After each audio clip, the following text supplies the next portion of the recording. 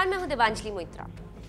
पश्चिम बंगाल में सीबीआई के घुसने पर रोक लगाने वाली ममता सरकार ने रविवार को एक कदम और आगे जाते हुए जांच करने पहुंचे सीबीआई के अधिकारियों को ही थाने पर बैठा लिया। रविवार से राजधानी कोलकाता में जारी ये सियासी नाटक भ्रष्टाचार के आरोपी कमिश्नर राजीव कुमार को बचाने के लिए हो रहा है, जिन पर शारदा चिटफंड मामले में सबूत से छेड़छाड़ और जलाने का आरोप है। ममता सरकार के इस कारनामे का समर्थन तमाम मोदी विरोधी पार्टियों के साथ ही कांग्रेस अध्यक्ष राहुल गांधी ने भी किया है, जो कभी खुद शारदा चिटफंड के बहाने ममता सरकार पर निशाना साधते रहे हैं। सीबीआई के कंधे पर बंदूक रखकर मोदी सरकार पर निशाना साधने में ममता सरकार का साथ देते हुए राहुल गांधी ने ट्वीट किया, मैंने आज रात ममता दी के साथ बात की और उन्हें बताया कि हम उनके साथ कंधे से कंधा मिलाकर खड़े हैं। बंगाल में होने वाली घटनाएं मोदी और बीजेपी द्वारा भारत के संस्थानों पर किए गए अविश्वसनीय हमले का एक हिस्सा है। पूरा विपक्ष एक साथ खड़ा होगा और इन फांसीवादी ताकतों को परास्त करेगा। कभी ममता पर हमलावर होने वाले राहुल गांधी आज जब सीबीआई मामले में ममता बनर्जी के साथ कंधे से कंधा मिलाकर चलने की बात कर बीजेपी पर निशाना साधा, तो बीजेपी फिर कहां पीछे रहने वाली थी। बीजेपी की ओर से केंद्रीय मंत्री रविशंकर प्रसाद मैदान में उतरे और सोशल मीडिया पर वायरल हो रहे कांग्रेस के पुराने ट्वीट्स दिखाकर जोरदार हमला बोला। एक बड़ा रोचक ट्वीट पढ़ना चाहता हूं, इसकी चर्चा नहीं आई है।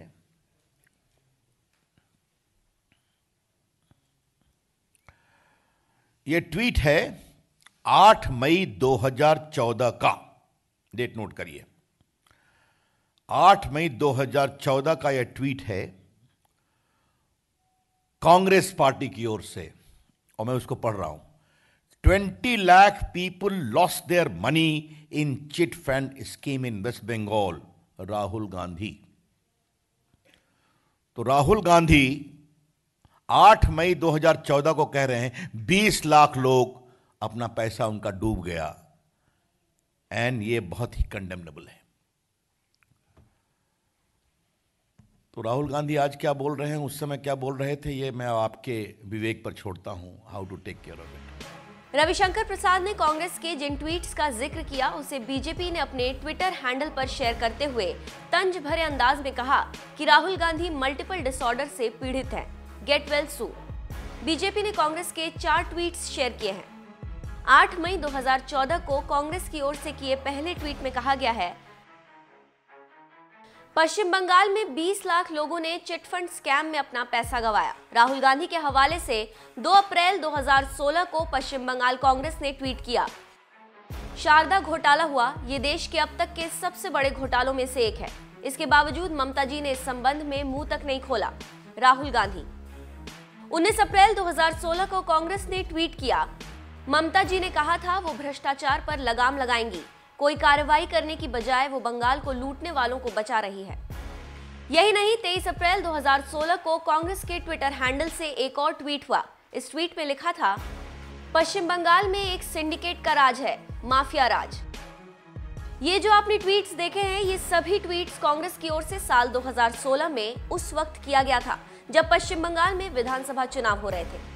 उस वक्त इसी भ्रष्टाचार को लेकर ममता सरकार पर हमला बोलने वाले राहुल गांधी को आज ममता सरकार बेदाग लग रही है और भ्रष्टाचार के आरोपी पुलिस कमिश्नर को बचाने के लिए ममता के साथ कंधे से कंधा मिलाकर चलने की बात कर रहे हैं। शायद इसे ही कहते हैं सहूलियत के हिसाब से सियासत करना और फिर मौका देखकर यू टर्न मान लेना। राहुल गांधी बंगाल में जारी सियासी नाटक के बीच आज जब ममता के साथ कंधे से कंधा मिलाकर चलने की बात कर रहे हैं, तो जनता ये सवाल जरूर पूछेगी कि आखिर जिस ममता सरकार पर आप कभी भ्रष्टाचार को लेकर हमला बोलते थे, वो आज आपकी नजर में इतनी पाक साफ कैसे हो गई।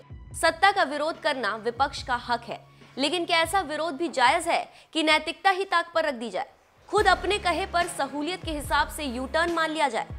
फिलहाल पश्चिम बंगाल में चुनावी माइलेज हासिल करने के लिए किस तरह से सूबे की मुख्यमंत्री खुद ही धरने पर बैठ गई और बंगाल से लेकर दिल्ली तक सियासी रायता फैलाया।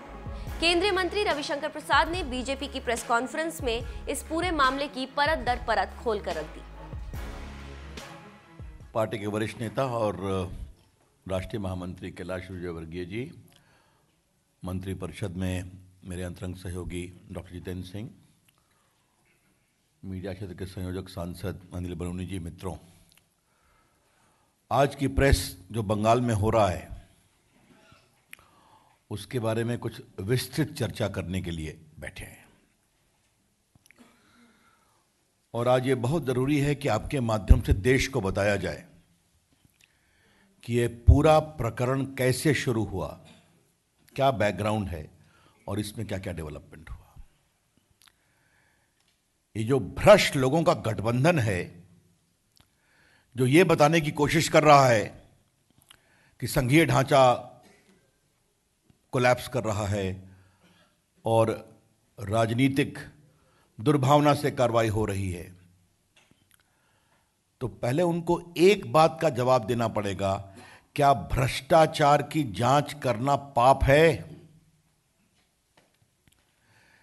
क्या सुप्रीम कोर्ट के निर्देश पर सीबीआई अगर बड़ी संख्या में हजारों करोड़ में रोज वैली स्कैम, शारदा स्कैम, जहां छोटे निवेशकों के पैसे लूटे गए, उसकी जांच करना क्या पाप है? कांग्रेस पार्टी और वामपंथियों का क्या स्टैंड बदला है, अभी आपको हम बताएंगे। लेकिन बड़ा सवाल यह है, the fundamental question today is that this is not a गठबंधन, we call it an opportunistic alliance, but today it is also emerging as a coalition of the corrupt to save each other. और ऐसा करने के क्रम में सारी मर्यादाएं, संवैधानिक मर्यादाएं, शासन की मर्यादाएं, ये सब समाप्त हो गया है। श्रीमान केजरीवाल जी ने मुख्यमंत्री के रूप में धरना पर बैठने का एक नया निम्न स्तर शुरू किया था। ममता जी ने उसको फॉलो किया, मुख्यमंत्री हैं। लेकिन कमिश्नर लेवल के पदाधिकारी धरना पर बैठे हैं, ये तो देश की राजनीति में आज तक नहीं हुआ है। क्या मतलब है इसका? ये देश कहां जा रहा है कि पुलिस कमिश्नर धरना पर बैठे, वो भी पॉलिटिकल लोगों के साथ? तो आज देश के सामने ये बातें जानी बहुत जरूरी है। अब आपके सामने हम कुछ विषय रखना चाहते हैं। आपको याद है कि ये शारदा स्कैम, नारदा स्कैम, रोज वैली स्कैम, ये सब हम लोग के सत्ता में आने के पहले का प्रकरण है। वो सुदीप्त गुप्ता थे, सेन थे, बाकी थे, ये सब पकड़े गए 2013 में अप्रैल में, ये बातें जानते हैं। अब मैं आपको 2 तारीखें बता रहा हूं। 26 अप्रैल 2013 को ममता जी की सरकार ने एसआईटी बनाया इस सब की जांच के लिए। The government of Mamata ji constituted an SIT to investigate into all these Ponzi schemes scam worth thousands of crores on 26th of April 2013। उस समय भाजपा नरेंद्र मोदी की सरकार सत्ता में नहीं थी। उस एसआईटी के अध्यक्ष कौन थे? राजीव कुमार, जिनकी चर्चा अभी चल रही है, ये उसके अध्यक्ष थे। लगभग 1 साल के अंदर जो मामला चल रहा था, तो सुप्रीम कोर्ट कुछ कांग्रेस के समर्थक गए और कुछ वामपंथियों के समर्थक गए। हम लोग नहीं गए थे। और सुप्रीम कोर्ट ने 9 मई 2014 को यह निर्देश दिया कि इसकी सीबीआई जांच करेगी। और सुप्रीम कोर्ट ने यह भी कहा कि इसके व्यापक कॉन्स्पिरेसी एंगल की भी सीबीआई जांच करेगी कि इसमें कौन कौन लोग इन्वॉल्व हैं।